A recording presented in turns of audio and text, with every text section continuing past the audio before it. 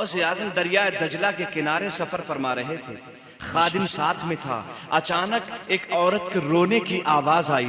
वो औरत बड़ी शिद्दत के साथ रो रही थी। उसके रोने में दर्द था, उसके रोने में जो है दर्द था, उसके रोने में कराहत थी, इकराह था। उसके रोने में बड़ी शिद्दत के साथ रो रही थी। आईने करामत किताब उसमें लिखा हुआ है, उसके रोने में इतनी शिद्दत थी और इतनी हिद्दत थी उसके रोने में कि उसके रोने की वजह से पानी के अंदर मछलियों के पेट के अंदर अंडे पिघल पिघल कर पानी हो गए थे। इतनी शिद्दत से रो रही थी वो।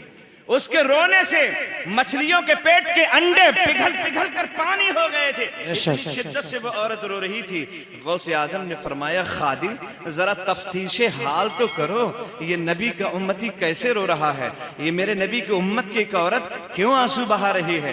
बगदाद की रहने वाली ये औरत किस लिए रो रही है? इसके रोने में इतना दर्द है, मेरा दिल तड़प गया है। अब्दुल कादिर जीलानी बेचैन हो गया है। और गौसे आज़म जब बेचैन हो जाए तो कोई ना कोई रास्ता जरूर निकल आता है। खादिम से फरमाया, जाओ पूछ कर आओ क्या बात है, ये औरत क्यों रो रही है? खादिम करीब पहुंचता है और जाकर पूछता है, माँ आप क्यों रो रही हैं? सर झुकाए हुए जुज़ारो कतार रो रही थी औरत। उसने अपनी निगाहें उठाकर देखा तो सामने गौसे आज़म का खादिम दिखाई दे रहा था। अर्ज करने लगी, बेटा ये कोई नई बात थोड़ी है कि आज मैं यहाँ रो रही हूँ। दरियाए दजला के इस किनारे पर मैं 12 साल से रोजाना आती हूँ और रोजाना जब तक दिल भर कर रो नहीं लेती हूँ उस वक्त तक मुझे चैन नहीं मिलता है, मुझे सुकून नहीं मिलता है। मैं रोज आती हूँ और रोजाना रोती हूँ, कोई आज नया मामला थोड़ी है। गौसे आजम के खादिम इरशाद फरमाते हैं, आखिर वजह क्या है, तारीख क्या है, मामला क्या है? आप 12 साल से जो रोती हैं इस दरिया के किनारे और दरिया दजला के इस पनघट पर आकर रोती हैं, रोने की वजह क्या है? तो वो औरत कहने लगी, बेटा जब तुम पूछ ही रहे हो तो सुनो। वो दिन मुझे अच्छी तरह याद है। ऐन जवानी के आलम में मैं सुहागन से अभागन हो गई थी। अचानक मेरे शौहर ने मुझे खैर बात कह दिया, मेरे शौहर का इंतकाल हो गया और जवानी के आलम में मैं बेवा हो गई। लेकिन मेरे शौहर की एक निशानी बेटे की शक्ल में मेरे पास मौजूद थी। उसे मैंने अपने सीने से लगाया, अपनी जिंदगी का सरमाया समझते हुए उसकी परवरिश करना शुरू कर दी। मैं घर घर जाती थी, मेहनतें करती थी, मजदूरियां करती थी, मशक्कतें करती थी, लोगों की यहाँ खिदमतें करती थी। उससे जो हासिल होता था वो मेरे बच्चे का जरिया माश बना करता था। और आखिरकार उन फवाने शबाब को मेरा बच्चा पहुंचने लगा, मेरे बच्चे की नश्व नुमा होने लगी। देखते ही देखते मेरा नौजवान उन फवाने शबाब को पहुंचा। वो कड़ियल खूबसूरत नौजवान 18 साल की उम्र हो गई। मैंने अपने बच्चे की शादी करने के ख्वाब देखना शुरू कर दिए। बड़ा हसीन था मेरा शहजादा, बड़ा प्यारा था मेरा शहजादा। मैं सुबह को उठती तो आंखें उसी का चेहरा देख के आंखें खोला करती थी और जब सोती थी तो उसका चेहरा देख के आंखें बंद किया करती थी। वही तो मेरी जिंदगी का इकलौता सहारा था।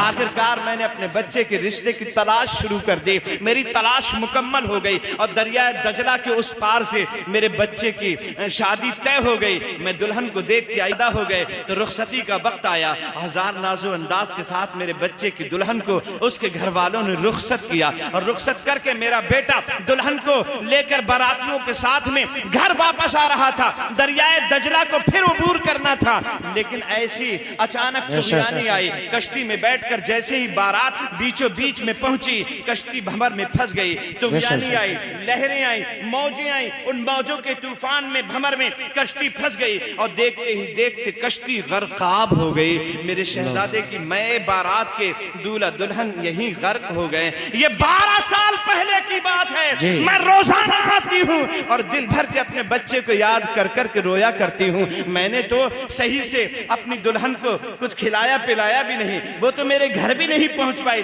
उससे पहले ही इस दरिया में गर्काब हो गए। मेरे बच्चे के साथ साथ बगदाद के और बहुत सारे लोग जो बाराती बन के गए थे वो सब इसी दरिया में गर्काब हो गए। गौसे आजम की खादिम की आंखें छलक पड़ी और गौसे आजम की बारगाह में जाके अर्ज करने लगा, हुजूर मामला ऐसा ऐसा है। हुजूर गौसे आजम उस औरत के करीब आए, इरशाद फरमाया, माँ बताओ तुम्हारे बच्चे की कश्ती कहाँ पर डूबी है? वो औरत कहती है, मुझे ये तो पता नहीं बेटा कि कश्ती कहाँ पर डूबी है, अलबत्ता लोग बताते हैं कि यहीं पे डूबी है। गौसे आजम ने जब इशारा देखा उस बूढ़ी औरत का कि यहीं पे डूबी है, अपनी अंगुष्ठ मुबारक का इशारा फरमाते हैं और फरमाते हैं, ऐ 12 बरस की डूबी हुई कश्ती बाहर निकल। नारे तकबीर, नारे रिसालत, नारे गौस, मसलके आला हजरत, जश्ने गौसुल वरा, जश्ने गौसुल वरा, नारे तकबीर। 12 बरस की डूबी ही कश्ती बाहर निकल, लेकिन कश्ती बाहर नहीं निकलती है। दूसरी मर्तबा फिर इरशाद फरमाया, 12 बरस की डूबी ही कश्ती बाहर निकल, लेकिन दूसरी मर्तबा भी कश्ती बाहर नहीं निकलती है। फिर तीसरी मर्तबा आपने फरमाया, 12 बरस की डूबी ही कश्ती बाहर निकल।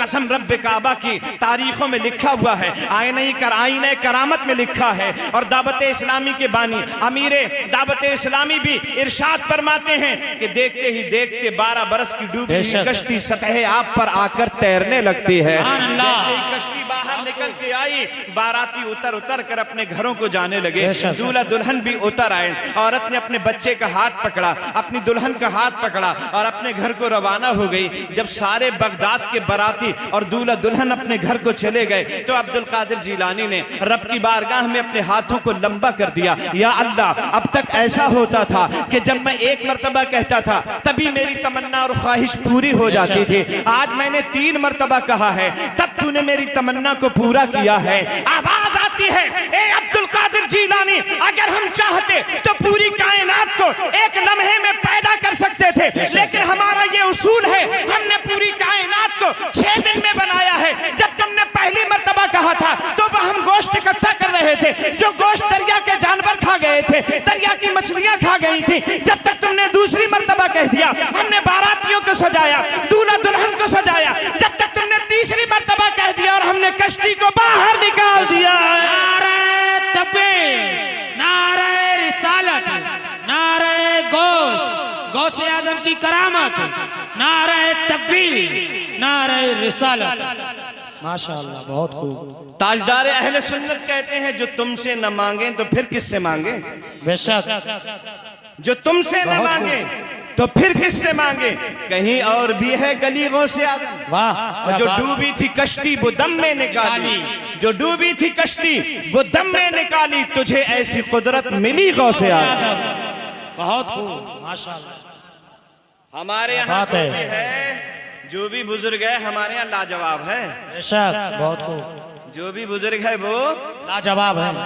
जल्दी बोलो, लाजवाब, लाजवाब है। जवाब कहीं नहीं है। पूरी दुनिया वहाबियत के पास हमारे बुजुर्गों का जवाब नहीं है। बेशक।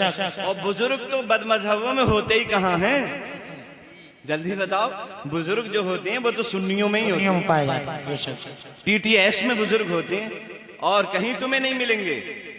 किसी के बुजुर्गों की कब्रों में इतने बड़े बड़े छेद हैं जिसमें से सांप निकलते और जाते हैं, जाते और आते। हाँ, जाके देखिए मौलवी अशरफ अली थानवी की कब्र में, सांप निकलता है, घुसता है, निकलता है, घुसता है। सांप के रहने की जगह है। और देखो इमाम अहमद रजा। बेशक, बहुत खूब, क्या बात है नहीं? क्या शान है आला हजरत की। बेशक, बोलो। पीछे दुश्मन पड़े थे, पड़े रह गए जी।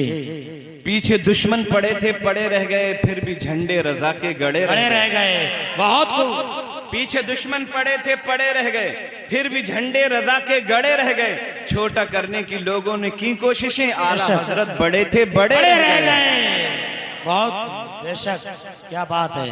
और बाद मरने के मेरे दोस्त इतना काम कर देना, बाद मरने के मेरे दोस्त इतना काम कर देना, बाद मरने के मेरे दोस्त इतना काम कर देना, मेरे रुखसार पर मेरे नबी का नाम लिख देना।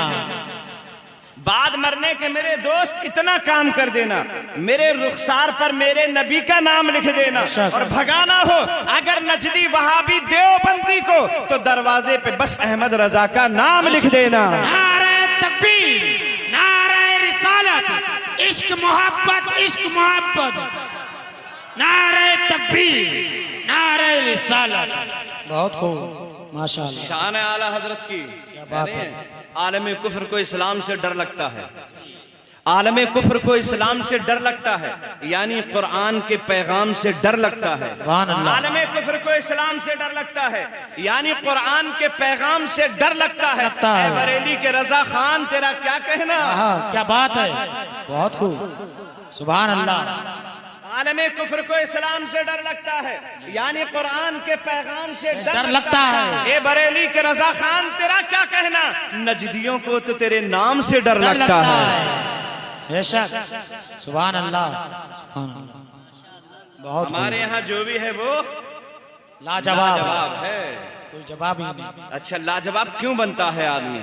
हमारा मामला ये है, सुबह उठते ही हमको साइकिल का हैंडल दिखाई देता है, हाँ, या मोटरसाइकिल की किक दिखाई देती है।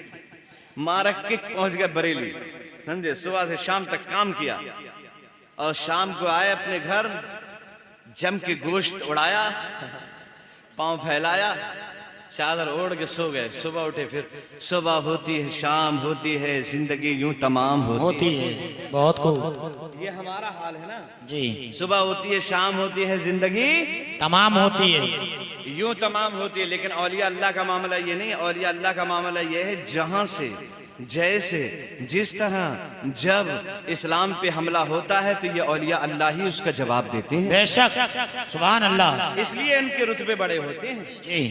इस्लाम पर होने वाले हर एतराज का जवाब ये देते हैं, इसलिए इनके रुतबे बड़े होते हैं, बड़े होते हैं।